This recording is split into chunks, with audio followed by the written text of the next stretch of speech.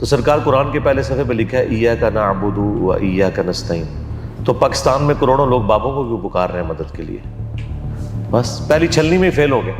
تو اس کا مطلب ہے کہ جن لوگوں نے قرآن کے پہلے صفحے سے اپنا عقیدہ ٹھیک نہیں کیا ان کے لیے تو احادیث میں کوئی ہدایت موجود ہی نہیں ہے, وہ تو قرآن کے منکر ہیں. تو بخاری مسلم کے طریقے کے مطابق یہ نماز بھی نہیں پڑھ رہے بریلوی دیوبندی. اب وہ خود اپنی کتابوں سے غداری کیے ہوئے ہیں, تو میں گن پوائنٹ پہ تو نہیں سکھاؤں گا. کیا نبی اسلام نے ابو جہل کو ہدایت دے لی؟ صرف بتا ہی سکتے تھے نا, ہم بھی صرف ان کو بتاتے ہیں. جو ایک ہمارے سامنے واقعہ ہوا جڑاں والا کا, ہر مکتبہ فکر کی طرف سے ان واقعات کو کنڈیم کیا جاتا ہے. مذمت کرنے والے بیچارے ممی ڈیڈی قسم کے علماء ہیں, ان کی کوئی بات نہیں سنتا. طارق جمیل صاحب کوئی گنڈے تو نہیں ہے نا بھائی, وہ تو شریف آدمی ہے. جو لوگ وائلنٹ ہوئے میں ہیں وہ طارق جمیل صاحب کو تو اچھا سمجھتے ہی نہیں ہے کہ رد النفاق آپریشن ہونا چاہیے ان منافق علماء کے خلاف, جو لوگ اوپر سے اسلام کا لبادہ اوڑے ہوئے ہیں, اندر سے اسلام کی پیٹھ میں چھرا گھونپ رہے ہیں اور اس قسم کے نان اسٹیٹ ایکٹر پروڈیوس کر رہے ہیں. پاکستان کو جہنم بنا دیا ہے, مسلمانوں کے لیے بھی اور غیر مسلمز کے لیے بھی, ان مذہبی گنڈوں نے. کیا سمجھتے ہیں کہ تربیت میں کمی ہے ابھی بھی؟ کہ تربیت ہے ہی کوئی نہیں ہے, کمی کیا ہے بھائی؟ جنہوں نے تربیت کرنی ہے ان کی اپنی تربیت نہیں ہوئی. اور دوسرا یہ نوجوان جو ہے نا یہ سارے جاہل ہیں. اچھا حیران کن بات ہے, یہی سارے جذباتی لوگ جب یورپ اور امریکہ میں جاتے ہیں وہاں تو کوئی غازی نہیں پیدا ہوتا. اگر میں خدا کو سائڈ پہ کروں تو میں اپنی مرضی کی زندگی گزار سکتا ہوں. دنیا کا ہر انسان یا تو قانون سے ڈرتا ہے یا خدا سے ڈرتا ہے, تیسری تو کوئی چیز نہیں ہے. دوسرا, سب لوگ جب اپنی رائے رکھتے ہیں اس کے بعد اینڈ پہ وہ کہتے ہیں کہ باقی سارے فرقے جہنمی ہیں, ہم جنتی ہیں, چندہ آپ نے ہمیں دینا ہے اور نمازیں ہمارے پیچھے پڑھنی ہے, ان کے پیچھے نہیں جانا. اور میں بالکل الٹ بات کرتا ہوں کہ سب مسلمان ہیں, اختلاف رائے رکھیں گے, نمازیں ان کے پیچھے پڑھیں گے, چندے بھی ان کو دیں گے, الگ مسجد نہیں بنانی آپ نے, اپنا کوئی فرقہ نہیں بنانا. ہم سے پہلے کبھی کسی نے سوچا تھا کہ سارے فرقے ایک دوسرے کے پیچھے نمازیں پڑھیں گے؟ اب لوگ پڑھتے ہیں ماشاء اللہ تعالیٰ. یہاں جتنے لوگ آتے ہیں, ہزاروں لوگ آ کے جا چکے ہیں. میں نے ہمیشہ ان سے پوچھا کہ بتائیں آپ کو میرا تعارف نیگیٹو ہوا تھا یا پازیٹیو؟ 99% نے کہا نیگیٹو ہوا تھا. تو سچ تو اپنی طاقت رکھتے ہیں, ہمیں اس چیز کی کوئی پرواہ نہیں ہے. کہ آپ کے اوپر اکثر جو ہے وہ اس بات پہ تنقید بھی کی جاتی ہے کہ شاید ایک نیا فرقہ بننے جا رہا ہے یا کچھ اس طرح سے چیز بننے جا رہی. تو میں بھی بغیر فرقہ لانچ کیے ہوئے, بغیر چندہ بک لانچ کیے ہوئے, بغیر کوئی خانقاہ بنائے ہوئے, بغیر کوئی مزار بنائے ہوئے, بغیر کوئی مدرسہ لانچ کیے ہوئے, سب کو مسلمان سمجھتے ہوئے دنیا سے جا کے پریکٹیکل جواب دوں گا. آپ کو سچ بیان کرنا پڑے گا, اور سچ بیان کریں گے تو قاتلانہ حملے ہوں گے, آپ کی لائف ونریبل ہوگی, آپ کی ٹیم ممبرس کی لائف ونریبل ہوگی, آپ کی فیملی کی لائف ونریبل ہوگی. تو یہ رسک لینے کے لیے تو کوئی بھی تیار نہیں ہے. اور سب سے بڑی بات, قرآن و سنت بیان کرنے کے لیے کوئی تیار نہیں ہے, کیونکہ ان کا جو استاد ہے شیطان, وہ کبھی بھی ان کو اجازت نہیں دے گا. یہ توشہ خانہ ہے ہی, فراڈ ہے. یہ پاکستان کی عوام کی ملکیت ہونا چاہیے. پرائم منسٹر کی پوسٹ کو یہ تحفہ ملتا ہے, نہ کہ کسی شخصیت کو ملتا ہے. ذاتی کہتے ہیں میرے ذاتی تعلقات ہیں. وہ ذاتی تعلقات کون سی چیز ہوتی ہے؟ پاکستان کے پرائم منسٹر کے کون سے ذاتی تعلقات ہیں کسی دوسرے حکمران کے ساتھ؟ اس وجہ سے ہے کہ پرائم منسٹر ہے. عمران خان سے پہلے بھی جن لوگوں نے کیا, یا عمران خان صاحب نے کیا, یا آئندہ بھی کوئی کریں گے, اسلام کی روح سے یہ غلط ہے. چونکہ یہ قانون انہوں نے غلط بنایا ہے, اس قانون کو چینج کرنا چاہیے. السلام علیکم, میں ہوں عمیر طارق اور آپ دیکھ رہے ہیں نیوز الرٹ. ناظرین, سوشل میڈیا کے اس دور میں آج کل سوشل میڈیا پر زیادہ تر جو موضوعات دو زیر بحث رہتے ہیں ان میں سے ایک تو سیاست ہے اور دوسرا ہے دین. جہلم میں موجود ہیں اور ہمارے ساتھ سوشل میڈیا کے اوپر مشہور ہیں, بہت جو ہیں وہ نامی گرامی اسکالر ہیں, انجینئر محمد علی مرزا. ان سے یہ جو ہیں وہ چند سوالات کریں گے, خاص طور پر نوجوان نسل کو جو اس حوالے سے درپیش مسائل ہیں احادیث کے حوالے سے اور شریعت کے حوالے سے. سب سے پہلے تو سر بہت شکریہ آپ نے وقت دیا. سب سے پہلے سر شروع کروں گا میں جو ایک ہمارے سامنے واقعہ ہوا جڑاں والا کا, اس حوالے سے کہ ہر مکتبہ فکر کی طرف سے ان واقعات کو کنڈیم کیا جاتا ہے. لیکن کیا سمجھتے ہیں ایز اے اسکالر کہ جب بھی کوئی واقعات رونما ہوتے ہیں تو وہ پہلے سے زیادہ شدت اس میں آتی ہے دیکھنے میں, تو کہاں پر کمی سمجھتے ہیں ایز اے عالم اس چیز میں؟ لا حول ولا قوت الا باللہ, اللہم صلی علی محمد وعلی آل محمد. میں نہیں سمجھتا کہ ہمارے علماء اسے کنڈیم کرتے ہیں. وہ چند ایک حکومتی علماء ہیں, ایک ہی ہیں طاہر اشرفی صاحب, خواہ حکومت پی ٹی اے کی ہو, نون لیگ کی ہو, ایک ہی بندہ آ کے سامنے بیان دیتا ہے. باقی لوگ تو کوئی کنڈیم نہیں کرتے. یہ بالکل میں تو اس کے ساتھ ایگری نہیں کرتا. اور خصوصاً جو مذہبی گنڈوں کو پالنے والی تنظیمیں ہیں ان کے ہیڈز نے تو آج تک کبھی بھی کسی بھی چیز کو کنڈیم نہیں کیا. جڑاں والا واقعے میں بھی جو آئی جی پنجاب ہیں ڈاکٹر عثمان صاحب, انہوں نے خود کہا ہے کہ 6000 والنٹیئرز تیار تھے حملہ کرنے کے لیے. دوسرا انہوں نے کہا ہے یہ پلانڈ تھا. تو یہ بالکل کلیئر ہے. تو وہ 6000 کوئی خلائی مخلوق تو نہیں تھے, اسی پاکستان کے شہری تھے, پنجاب کے تھے, اور ان کے نعروں سے بھی آپ کو اندازہ ہو گیا کہ ان کا تعلق اس جماعت کے ساتھ تھا. تو کیا اس جماعت کے امیر کی کوئی مذمت آئی ہے اس حوالے سے؟ یہ کبھی بھی مذمت نہیں کریں گے، کیونکہ جب انہیں جینون اپنے کام کے لیے ضرورت پڑی تو پھر یہ لوگ نہیں نکلیں گے، الٹا انہی کو کاٹیں گے. اس لیے کبھی رسک نہیں لیں گے مذمت کرنے کی. مذمت کرنے والے بیچارے ممی ڈیڈی قسم کے علماء ہیں، ان کی کوئی بات نہیں سنتا. مثلا طارق جمیل صاحب اس وقت بھی سری لنکا کی جو امبیسی تھی وہاں چلے گئے. طارق جمیل صاحب کوئی گنڈے تو نہیں ہے نا بھائی، وہ تو شریف آدمی ہے. ان کو تو مسلم بھی سنتا ہے، نان مسلم بھی سنتا ہے. اور جو لوگ وائلنٹ ہوئے میں ہیں وہ طارق جمیل صاحب کو تو اچھا سمجھتے ہی نہیں ہے. جن کو وہ اچھا سمجھتے ہیں نا وہ تو انہیں ہمیشہ ہلہ شیری دیتے ہیں اور انہیں غازی اور شہید اور پتہ نہیں کیا کچھ کہتے ہیں. تو یہ قصور بنیادی ڈاکٹرن کا ہے، جو مذہب کی ڈاکٹرن انہوں نے ملائن کر دی ہوئی ہے اور پلوٹیڈ کر دی ہوئی ہے. جب تک اس کی تطہیر نہیں ہوتی، اور اس کے لیے میں نے آج 3 نکاتی ایجنڈا دیے. نمبر 1، آپ نے عدل و انصاف والا معاملہ کرنا ہے. جو آپ نے اشارہ کیا کئی واقعات آج سے 10 سال پہلے بھی تو جوزف کالونی والا واقعہ ہوا. 115 لوگ جو ہیں وہ فائنل عدالتوں تک پہنچے لیکن سب کے سب چھوٹ گئے، ان کے خلاف کوئی گواہی دینے کے لیے تیار نہیں ہوا. تو گورنمنٹ ٹیک اپ کرے نا، ویڈیوز کی بنیاد کے اوپر کیسز چلائے اور منطقی انجام تک پہنچائے. ایک تو یہ عدل و انصاف والا معاملہ، اور نمبر 2 میں نے کہا ہے کہ رد النفاق آپریشن ہونا چاہیے ان منافق علماء کے خلاف جو لوگ اوپر سے اسلام کا لبادہ اوڑے ہوئے ہیں، اندر سے اسلام کی پیٹھ میں چھرا گھونپ رہے ہیں اور اس قسم کے نان اسٹیٹ ایکٹر پروڈیوس کر رہے ہیں. اور تیسری چیز یہ ہے کہ مولوی سٹی بنایا جائے جس طرح ویٹیکن سٹی ہے. ویٹیکن سٹی جب یورپ نے بنایا اس کے بعد یورپ نے ترقی کی ہے. انہوں نے پادریوں کو اٹھا کے ادھر ایک جگہ خاص دے دی ویٹیکن سٹی اٹلی کے اندر کہ بھائی ادھر بیٹھ کے جو کچھ کرنا ہے فتوے لگانے ایک دوسرے کے اوپر لگاؤ. اللہ کا شکر ان کے بھی سارا ڈنگ نکل گیا. جب وہ لادہ ہوئے تو اب انہیں بھی سمجھ آ گئی ہے، اب انہیں بھی وہ ساری کی ساری لذتیں ملنا شروع ہو گئی ہیں جو سائنس کی برکت سے ہمیں ملی ہیں.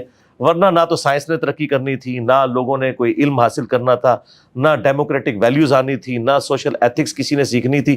یہ اسی طریقے سے معاملات چلتے رہتے ہیں.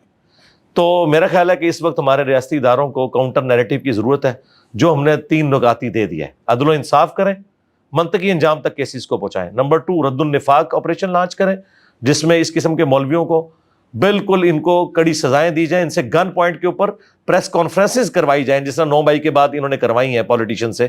ان سے بھی کروائیں کہ بھائی ان چیزوں کو کنڈیم کریں. اور نمبر 3 یہ ہے کہ مولوی سٹی بنے ویٹیکن سٹی کے طرز کے اوپر. پاکستان کو جہنم بنا دیا ہے مسلمانوں کے لیے بھی اور غیر مسلمز کے لیے بھی ان مذہبی گنڈوں نے. تعلیم بہت ہے، لیکچرز بہت ہیں، ہر چیز ہے اور آپ کو انٹرنیٹ کے اوپر سوشل میڈیا کے اوپر مل جائے گی. سب سے زیادہ جو میں سمجھتا ہوں کہ یوز ہوتی ہے وہ نوجوان نسل یوز ہوتی ہے. آپ وہ ویڈیوز اٹھا کے دیکھ لیں، اس میں آپ کو 15 سے 22 سال کے بچے جو ہیں یا نوجوان جو ہیں وہ نظر آئیں گے. تو کیا سمجھتے ہیں کہ یہ ساری انفارمیشن اور نالج ہونے کے باوجود بھی کیا سمجھتے ہیں کہ تربیت میں کمی ہے ابھی بھی؟ کہ تربیت ہے ہی کوئی نہیں ہے، کمی کیا ہے بھائی؟ جنہوں نے تربیت کرنی ہے ان کی اپنی تربیت نہیں ہوئی ہوئی. اور دوسرا یہ نوجوان جو ہے نا یہ سارے جاہل ہیں. اس میں کوئی پڑھا لکھا بندہ تو آپ کو نظر نہیں آئے گا. آج آپ دنیا میں جو سکون دیکھ رہے ہیں نا، یا دین ایک نارملائز فارم میں جدھر نظر آ رہا ہے آپ کو، اس میں بھی برکت دنیاوی تعلیم کی ہے. ورنہ انہوں نے تو یہی گنڈے پروڈیوس کرنے تھے. تو تربیت کی کمی آپ کہہ رہے ہیں؟ یہ جو تربیت کرنے والے ہیں ان کی اپنی تربیت نہیں ہوئی ہے، انہیں پتہ ہی نہیں ہے انہوں نے کس چیز کو دین کا نام دیا ہوا ہے. اور اس کا ثبوت یہ ہے کہ جتنے لوگ آئے ہیں نا ان سے آپ نماز سنیں، 80% کو نماز نہیں آتی ہوگی. اس کے بعد ترجمہ سنیں تو شاید جو ان کو سکھانے والے انہیں بھی نہ پتا ہو کہ نماز میں کیا ہے. تو یہ کہاں سے دین کے کسٹوڈین بن گئے؟ تو سر تربیت کیسے کی جا سکتی ہے ایک نوجوان کی، خاص طور پر ان معاملات میں؟ اگلا کوئی واقعہ آئے گا تو خدا نہ خواستہ اس سے زیادہ بھی کچھ سامنے چیزیں آ سکتی. دیکھیں ہم نے تو 3 نکاتی ایجنڈا گورنمنٹ کے کرنے کا کام بتا دیا. رہا ہمارا عوام الناس کے کرنے کا کام تو اویئرنیس ہے. اویئرنیس تو ہم پیدا کر رہے ہیں. مجھے بتائیں ہمارے اس پلیٹ فارم کی برکت سے کیا پبلک کے اندر یہ اویئرنیس نہیں آئی؟ ہم سے پہلے کبھی کسی نے سوچا تھا کہ سارے فرقے ایک دوسرے کے پیچھے نمازیں پڑھیں گے؟ اب لوگ پڑھتے ہیں ماشاء اللہ تعالیٰ. کو ایگزسٹنس آ گئی ہے. اچھا حیران کن بات ہے، یہی سارے جذباتی لوگ جب یورپ اور امریکہ میں جاتے ہیں وہاں تو کوئی غازی نہیں پیدا ہوتا. کیا ادھر گستاخ رسول موجود نہیں ہے؟ جن کو یہ گستاخ رسول سمجھتے ہیں وہاں تو ان کا ڈنگ نکل جاتا ہے. نہ آپ کو وہاں کوئی مزار نظر آئے گا، نہ آپ کو کوئی اس طرح کی ایکسٹرا جوڈیشل ایکٹیویٹی پرفارم کرنے والے لوگ ملیں گے، کیونکہ ان کو پتہ ہے کہ یہاں پہ ہمارا مزار نہیں بنے گا، ہماری نسلیں نہیں سنوریں گی، الٹا ہم جیل میں سڑیں گے. پاکستان میں ان کو پتہ ہے کہ ہمیں چھڑا لیا جائے گا الٹیمیٹلی، اور یہی ہوتا ہے. کتنے لوگ پھانسی چڑھے ہیں جنہوں نے قانون کو ہاتھ میں لیا ہے؟ اکا دکا مثالیں آپ کو ملتی ہیں. باقی سب لوگ تو چھوٹ جاتے ہیں. تو اس لیے جب تک قانون کی حکمرانی نہیں ہوگی نا اس وقت تک اس کا کوئی حل حکومتی لیول پہ نہیں ہے. رہ گیا ذہنی تطہیر تو اللہ کا شکر ہے ہم کر رہے ہیں اور پوری کوشش اس حوالے سے کر رہے ہیں. آہستہ آہستہ معاملات نارملائزیشن کی طرف جائیں گے لیکن حکومتی لیول کے اوپر بھی کرنے کے کام ہیں. سر نوجوان نسل کے حوالے سے ایک اور کوشچن ہے کہ دنیا میں ہم دیکھ رہے ہیں کہ اب لوگ جو ہیں وہ ایتھیسٹ بنتے جا رہے ہیں اور خاص طور پہ اگر ہم اس میں مسلمانوں کی بات کریں تو مسلمان بھی ہمیں یورپ امریکہ میں جو نظر آ رہے ہیں اور خاص طور پر اب تو ہمسایہ ملک بھارت میں بھی لوگ اس طرف جا رہے ہیں اور پاکستان میں بھی ظاہر ہے کہ انڈر گراؤنڈ یہ چیزیں چل رہی ہیں. اس طرح سے لوگ جو ہے کھل کر ابھی بات نہیں کرتے. یہ جو لادینیت ہے اس میں علماء اکرام یا خود بھی جو ہے ایز عالم اس کو کیسے دیکھتے ہیں؟ سب سے پہلی بات یہ کہ میں تو ایگری نہیں کرتا کہ لوگ ایتھیسٹ ہو رہے ہیں. یہ پہلے ہی کافر تھے اب ایتھیسٹ ہو گئے. مسلمان تو یہی نہیں تھے, مسلمانوں کی اولاد تھے. صحیح. کیا کوئی شخص مسلمانوں کے گھر پیدا ہوا اور اس نے پورے شعور کے ساتھ خدا کو نہیں پہچانا, نہ اس نے قرآن پڑھا, نہ اسے اپنے دین کی سمجھ, آپ اسے مسلمان کہیں گے؟ یہ جتنے لوگ آپ کو یوٹیوبر کو اس طرح کے نظر آ رہے ہیں ہم مسلمان تھے, ان سے ذرا پوچھیں نماز آتی ہے تمہیں؟ اگر تم مسلمان رہے ہو تو نماز تو یاد ہوگی نا, ذرا سناؤ, کلمہ سناؤ, اسلام کی بنیادیں کیا ہے, اور ایمانداری سے یہ بتاؤ کہ یہ چیزیں تم نے بعد میں صرف اسلام کو ملائن کرنے کے لیے سیکھی ہیں یا اس وقت سے ہیں؟ یہ سب کے سب لوگ پہلے بھی نسلاً مسلمان تھے, ایکچولی یہ مسلمان نہیں تھے. لہٰذا ان کی لادینیت کو تو چھوڑ دیں. دوسرے وہ لوگ ہیں جو اپنی مرضی کی زندگی گزارنا چاہتے ہیں. تو میری مرضی اور میری ول, جو میں چاہتا ہوں کہ یہ کام کروں, اور میری خواہشات, ان کے درمیان جو سب سے بڑی رکاوٹ ہے وہ خدا کی ذات ہے. اگر میں خدا کو سائڈ پہ کروں تو میں اپنی مرضی کی زندگی گزار سکتا ہوں. دنیا کا ہر انسان یا تو قانون سے ڈرتا ہے یا خدا سے ڈرتا ہے, تیسری تو کوئی چیز نہیں ہے.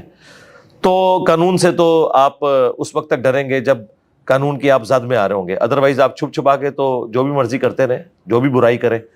خدا کا چیک ہے نا, تو خدا کو جب کوئی شخص سیریس نہیں لے گا, خدا کا چیک اپنے اوپر وہ نہیں مانے گا, اس وقت تک کبھی بھی وہ اپنے قبلے کو درست نہیں کر سکتا. تو یہ جتنے لوگ ہیں یہ اپنی مرضی کی زندگی گزارنا چاہتے ہیں. جب آپ نے مرضی کی زندگی گزارنی ہے تو میرے اور میری خواہش کے درمیان رکاوٹ ہی خدا ہے. تو میں خدا کو اگر غائب کر دوں کہ کوئی آخرت نہیں, کوئی جواب دہی نہیں, تو ٹھیک ہے, پھر تو ٹینشن ہی کوئی نہیں. یہ ٹینشن ہے ہی ساری ہے کہ میں نے مر جانا ہے, اور اس کے بعد جس نے مجھے پیدا کیا جب اٹھا کے پوچھے گا تو میں کیا جواب دوں گا. اس کی وجہ سے میں ہر برائی سے بچنے کی کوشش کرتا ہوں. تو یہ کہتے ہیں انزائٹی کا شکار انسان ہو جاتا ہے. اسی لیے کہتے ہیں شریعت جو ہے وہ لعنت ہے نعوذ باللہ, کہ انسان کو ہر وقت ایک ذہنی مریض بنا دیتی ہے کہ یہ کرنا یہ نہیں کرنا, حالانکہ آپ کو ایک شیڈیولڈ لائف دیتی ہے. ورنہ مجھے بتائیں, دولت کی جو ہوس ہے کیا اس کا کوئی اینڈ ہے؟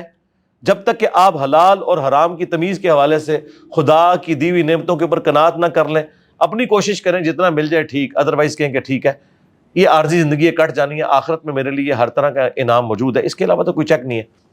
تو یہ بھی ایک ریزن ہے. اور تیسری ریزن جس کی طرف آپ نے اشارہ کیا, علماء کا کنڈکٹ. یقیناً علماء کا کنڈکٹ یہ بہت بڑی وجہ ہے.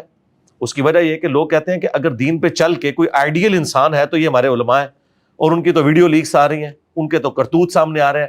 تو کہتے ہیں الٹیمیٹلی جب مسلمان پڑھ لکھ جاتا ہے اور بعمل بنتا ہے تو اس قسم کا ناسور بن کے سامنے آتا ہے, تو بھئی ہم اسی طرح کے انسان بہتر ہیں. تو یہ بھی ایک وجہ ہے. لیکن یہ زبان کی شہوت ہے کہ ہم یہ باتیں کر کے سائڈ پہ ہو جائیں. اصل چیز یہ ہے کہ ہر انسان نے اپنے آپ کو دیکھنا ہے.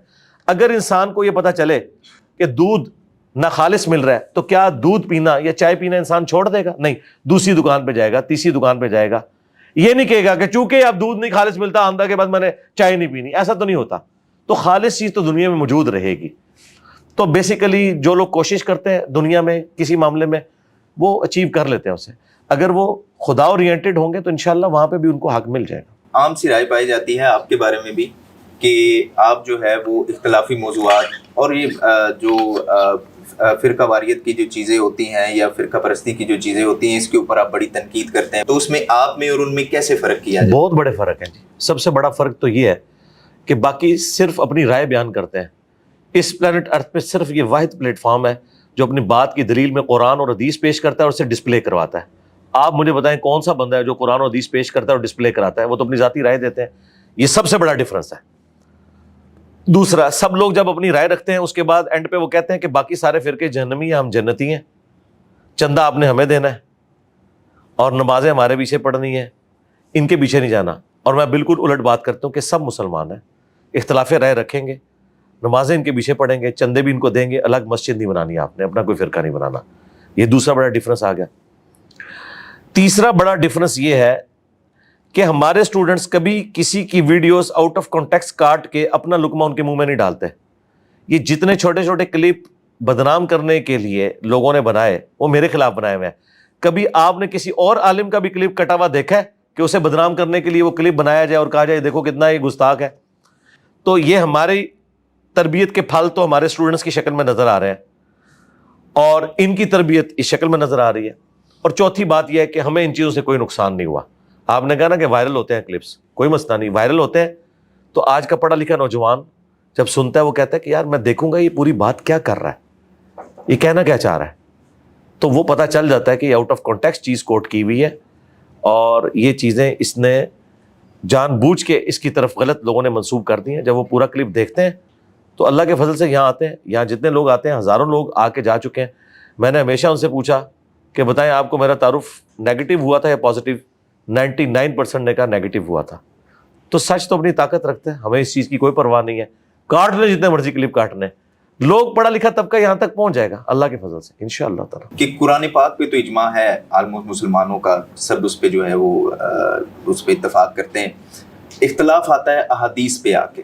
وہ جائزہ یا کچھ ایسی چیز بتائیں کہ جس سے وہ حساب لگا لے کہ یہ جو حدیث ہے یہ اس بات کے اوپر ٹھیک ہے اور یہ غلط ہے, کیونکہ ہر بندہ اپنے موقف کے لیے اس کی تائید کے لیے کہیں نہ کہیں سے کوئی نہ کوئی جو ہے وہ حدیث لے ہی آتا ہے اور نکال ہی آتا ہے. دیکھیں پریکٹیکلی تو آپ کی بات درست ہے, لیکن یہ مسئلہ ہے نہیں ہے. آپ نے کہا قرآن پہ اجماع ہے, تو سرکار قرآن کے پہلے صفحے پہ لکھا ہے ایاک نعبد و ایاک نستعین. تو پاکستان میں کروڑوں لوگ بابوں کو کیوں پکار رہے ہیں مدد کے لیے؟ بس پہلی چھلنی میں فیل ہو گئے. تو اس کا مطلب ہے کہ جن لوگوں نے قرآن کے پہلے صفحے سے اپنا عقیدہ ٹھیک نہیں کیا ان کے لیے تو احادیث میں کوئی ہدایت موجود ہی نہیں ہے, وہ تو قرآن کے منکر ہیں. ہم یہ سمجھتے ہیں کہ یہ فرقے قرآن میں ہی فٹ ان نہیں بیٹھ رہے, ان کے عقائد و نظریات قرآن کے خلاف ہیں. احادیث کی تو بعد میں بات. دوسری بات, جو مسائل احادیث سے آتے ہیں اس میں بھی انہوں نے ان پرنسپل سلیبس کے طور پہ تو مانا ہے کہ اہل سنت کی کتابیں یہ ہیں. آپ ہمارے مخالفین کی بات کرتے ہیں, ان کا کوئی ریفرنس ان کتابوں میں نہیں ہوگا, وہ ان دور کی کتابوں میں ہوگا جن کے لیے اتنا ہی کافی ہے کہ اگر وہ اتنی تگڑی کتابیں ہوتی نا تو آج ٹیبل پہ رکھی ہوئی ہوتی. کیا اسکول میں, کالجز میں, یونیورسٹیز میں اہل سنت کی 6 کتابیں جو پڑھائی جاتی ہیں ان میں ان کتابوں کے کئی نام آتے ہیں؟ تو جو اپنے عقائد اور مسائل بخاری مسلم سے نہیں ثابت کر سک رہے وہ دور دراز کی کتابوں سے باتیں لے کے آتے ہیں. ان کے لیے اتنا ہی کافی ہے کہ بخاری مسلم میں ان کے عقائد نہیں ہے, وہ تو انجینئر صاحب کے ہیں. تو دور کی چیز, کمزور چیز, تو اس کے مقابلے میں کچھ بھی نہیں. تو عام آدمی یہ کرے گا کہ قرآن کو, بخاری کو, مسلم کو جو صحیح ہے ان کو فالو کرے, 90% سے زیادہ مسائل اس کے حل ہو جائیں گے. اسے پتہ چلے گا کہ یہ جو 90% مسائل میرے حل ہوئے ہیں اس میں تو انجینئر صاحب کی بات ٹھیک ہے, تو باقی 10% بغیر تحقیق کے بھی انہیں پتہ چل جائے گا کہ انجینئر صاحب بھی بات ٹھیک کر رہے ہیں. یہ جو احادیث ہیں جن کے اوپر آپ بھی بتاتے ہیں یا باقی علماء بھی بتاتے ہیں کہ اجماع ہے کہ یہ حدیث ماننی چاہیے اور یہ حدیث غلط ہے یا اس کو نہیں ماننا چاہیے یا اس کا راوی نہیں ملتا, تو اس کو ہم سلیبس سے باہر کیوں نہیں نکالتے؟ یہ سلیبس میں تو رہیں گی, ظاہر ہے وہ ایک علمی کوشش ہے, یہ مسئلہ نہیں ہے. بات یہ کہ جو لوگ سمجھانے والے ہیں وہ خود غداری کر رہے ہیں. اگر احمد صاحب بریلوی صاحب یہ کہہ رہے ہیں قرآن کے بعد سب سے افضل کتابیں بخاری اور مسلم ہیں, اگر اشرف تھانوی صاحب کہہ رہے ہیں قرآن کے بعد صحیح ترین کتابیں بخاری اور مسلم ہیں, اگر ان ساروں کے جو روحانی ابا جی ہیں شاہ ولی اللہ دہلوی حجت اللہ البالغہ میں لکھ رہے ہیں کہ بخاری اور مسلم کی تمام متصل احادیث بالکل قطعی و صحت ہے, ان سے دشمنی رکھنے والا اہل بدعت اور اہل سنت سے خارج ہے, تو پھر بات تو ختم ہو جانی چاہیے نا. تو بخاری مسلم کے طریقے کے مطابق یہ نماز بھی نہیں پڑھ رہے بریلوی دیوبندی. اب وہ خود اپنی کتابوں سے غداری کیے ہوئے ہیں, تو میں گن پوائنٹ پہ تو نہیں سکھاؤں گا. کیا نبی علیہ السلام نے ابو جہل کو ہدایت دے لی؟ صرف بتا ہی سکتے تھے نا, ہم بھی صرف ان کو بتاتے ہیں. یہ نہیں ماننا چاہتے, ہم کیا کریں؟ ہم یہی کریں گے کہ ہم ایک کیمرہ خریدیں گے, ہاں, اور یوٹیوب کا چینل بنائیں گے, اپنی ویڈیو ریکارڈ کریں گے, عوام کے اوپر محنت کریں گے. دیکھ لیں انہی کی عوام نے بات سمجھ لی ہے, اور وہ علماء جنہوں نے اپنی عوام کو ہمارے خلاف کیا تھا انہوں نے ہماری بات سن کے اپنے علماء کو چھوڑ دیا. سچائی اپنی طاقت رکھتی ہے. آپ کا کام یہ ہے کہ آپ علم کی روشنی پھیلائیں. انشاءاللہ تعالی اللہ کے حضور آپ سرخرو ہوگے. اگر کوانٹیٹیولی آپ کو کامیابی نہ بھی ملی, ساروں کو اس لیول کی کامیابی تو نہیں ملے گی, یہ تو اللہ تعالیٰ کا فیصلہ ہے کہ کس شخص کو کس بڑے لیول کے اوپر اٹھانا ہے. ना भी मिले, अल्लाह के हुजूर आप कामयाब हैं। अली भाई, एक क्वेश्चन आपके मुतल्लिक है जो कि आपके ऊपर अक्सर जो है वो इस बात पे तनकीद भी की जाती है कि शायद एक नया फिरका बनने जा रहा है या कुछ इस तरह से चीज़ बनने जा रही है। बाकी चीज़ों को तो आप हर दफ़ा जो है वो उसको कहते हैं कि उसके बारे में दलील देते हैं कि आप ऐसा नहीं करेंगे, लेकिन आपके स्टूडेंट्स में से कोई आपकी जगह ले सकता है कल को आगे? देखें, इसका जवाब मैं वही दूंगा जो मौलाना मदूदी के ऊपर उलमाए देवबंद और बरेली उलमा ने ये इल्ज़ाम लगाया कि खत्मे नबूवत पे डाका मार के दावे नबूवत करके ही मरेगा।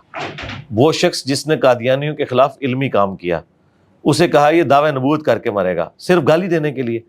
तो मदूदी साहब से जब लोग पूछते थे आप इसका जवाब क्या देंगे, तो उन्होंने कहा कि मैं मर के जवाब दूंगा बग़ैर दावा किए हुए। तो मैं भी बग़ैर फ़िरका लॉन्च किए हुए, बग़ैर चंदा बुक लॉन्च किए हुए, बग़ैर कोई खानका बनाए हुए, बग़ैर कोई मज़ार बनाए हुए, बग़ैर कोई मदरसा लॉन्च किए हुए, सबको मुसलमान समझते हुए दुनिया से जाके प्रैक्टिकल जवाब दूंगा। एक चीज़ अभी हुई नहीं है, उसका इल्ज़ाम तो नहीं लगाया जा सकता।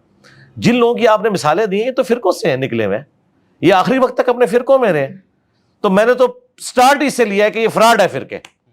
तो ये लोग फ़िरकों की आउटपुट है। ये तो फ़िरकों वालों को बताना चाहिए कि तुमने ये फल प्रोड्यूस किए हैं कि जो ये करते हैं कि एजेंसियों के आलाकार बनते हैं और अपने ज़ाती मफादात भी हासिल करते हैं, और हमारे दरख्त के फल आपको नज़र आ रहे हैं कि वो इस तरह का कोई आलाकार नहीं बनते।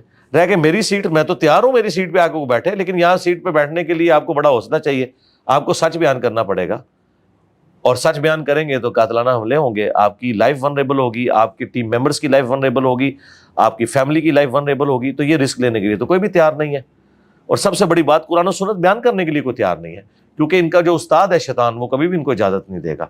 हम तो कहते हैं कोई हो इस तरह का, तो बाद में नहीं, अभी आके बैठे, हमारे कंधे को भी हल्का करे, वो आए बैठे, लेकिन वो फिर कुरान और सुन्नत बयान करेगा। फिर ये नहीं देखेगा कि ये बरेलवियों को सपोर्ट कर रही है बात, ये देवबंद को कर रही है, ये अहले हदीस को कर रही है, शिया को कर रही है, लेकिन ये तो कोई जुर्रत भी नहीं करता। एक बात किसी दूसरे के फिरके की कर देते हैं ना, तो जिस तरह पॉलिटिशियंस अगर मुखालिफ की किसी की तारीफ कर दें तो शाम को मजम्मती बयान आ जाता है। जावेद हाशमी ने तकरीर के दौरान ये कह दिया था कि नवाज शरीफ कल भी मेरा लीडर था, आज भी मेरा लीडर है, और उस वक्त वो पीटीआई के सदर थे। शाम को उन्होंने क्लैरिफिकेशन दे दी थी। दीनदार मामलों का भी यही मसला होता है कि एक जुम्मे में अगर वो कह देंगे ना यार इस मसले में बरेलवी ठीक कह रहे हैं कि पगड़ी सुन्नत है, तो अहले हदीसों ने कहना यार तू कल तक तो मतलब ये हमारे फिरके की निशानी है, नंगे सर नमाज पढ़ना, तूने ये क्या बरेलवी वाली बातें शुरू कर दी हैं। तो ये नेचुरल चीज़ है, ये ऐसे होगा नहीं कभी।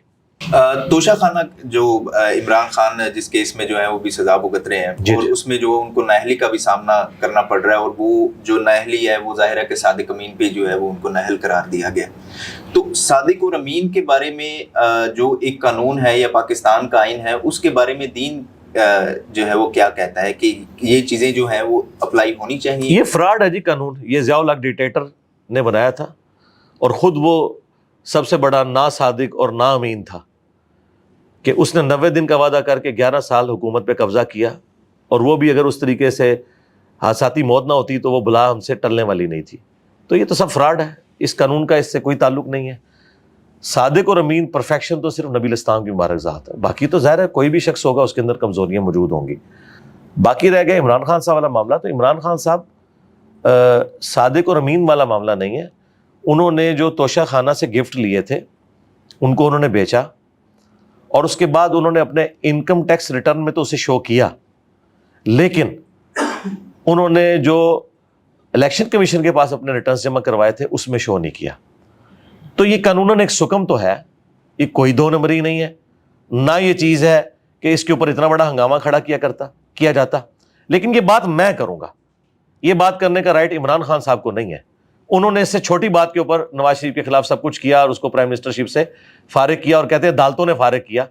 तो अगर अदालतों ने एक बेटे की तनख्वाह जो ड्यू थी और नहीं ली, इसके ऊपर फारिग किया है, तो इमरान खान का तो ब्लंडर इससे बड़ा है, फिर ये भी ठीक फारिग किया है। हम कहते हैं दोनों काम गलत हुए हैं। रह गया तोशा खाना। इस्लाम में तोशा खाना पाकिस्तान की अवाम की मलकियत है। नबी इस्लाम ने, बुखारी मुस्लिम में आता है कि आमलीन ने ज़कात रखे हुए थे, कुरान में सूरह तौबा में आया कि उनकी तनख्वाहें ज़कात के पैसों में से जाएंगी। वो ज़कात कलेक्ट करते थे, और जब वो आते थे वो कहते थे ये तो हमने ज़कात भेड़ बकरियों की, गाय की, ऊँट की कलेक्ट की है, ये तो हम बैतुल माल में जमा कराएंगे, ये पर्सनल गिफ्ट्स हैं जो लोगों ने हमें दिए हैं। तो नबी इस्लाम कहते थे तुम अपने माँ बाप के घर में जाके रुको, मैं देखता हूँ तुम्हें वहाँ कौन गिफ्ट देता है, ये पोस्ट की वजह से मिले, ये मुसलमानों के बैतुल माल में जमा होंगे। ये तोशाखाना है ही फ्रॉड है। یہ پاکستان کی عوام کی ملکیت ہونا چاہیے. پرائم منسٹر کی پوسٹ کو یہ تحفہ ملتا ہے, نہ کہ کسی شخصیت کو ملتا ہے. ذاتی کہتے ہیں میرے ذاتی تعلقات ہیں. ذاتی تعلقات کون سی چیز ہوتی ہے؟ پاکستان کے پرائم منسٹر کے کون سے ذاتی تعلقات ہیں کسی دوسرے حکمران کے ساتھ؟ اس وجہ سے ہے کہ پرائم منسٹر ہے, ورنہ تو کوئی شخص بھی کلیم کرے گا ذاتی تعلقات. یہ ذاتی تعلقات کوئی چیز نہیں ہوتی, یہ بالکل فراڈ ہے. توشہ خانہ کے گفٹ مسلمانوں کی ملکیت ہونے چاہیے, مسلمانوں پہ خرچ ہونے چاہیے. یہ بالکل قانون غلط ہے, اسے چینج کرنا چاہیے کہ وہ 20% دے کے یا آدھی قیمت دے کے تو اپنے پاس ریٹین کر لے. کیوں کرے بھائی؟ عمران خان سے پہلے بھی جن لوگوں نے کیا, یا عمران خان صاحب نے کیا, یا آندہ بھی کوئی کریں گے, اسلام کی روح سے یہ غلط ہے. چونکہ یہ قانون انہوں نے غلط بنایا, اس قانون کو چینج کرنا چاہیے.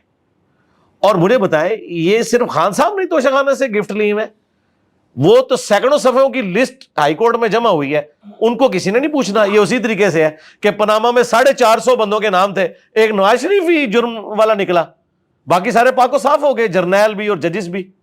یہ سارے کے سارے اوپر بیٹھے ہوئے جو لوگ ڈوریاں ہلاتے ہیں نا, ان کے ذاتی مقاصد ہوتے ہیں. نہ پاکستان کے ساتھ کسی کو غرض ہے, نہ آئین کے ساتھ کسی کو غرض ہے, ان کے ذاتی مقاصد ہوتے ہیں. نہ پاکستان کی عوام کے ساتھ کسی کو کوئی غرض ہے. جی بہت شکریہ سر ٹائم دینے کے لیے. جزاک اللہ. ناظرین, آج کا پروگرام آپ نے دیکھا اور امید کرتے ہیں کہ آج کا پروگرام آپ کو پسند آیا ہوگا, اور کوشش کی ہے کہ جو تمام تر سوالات تھے وہ اس حوالے سے کور کیے جا سکیں. تو دیکھتے رہیے گا نیوز الرٹ, اور اپنے رائے کا اظہار جو ہے وہ ضرور کیجیے.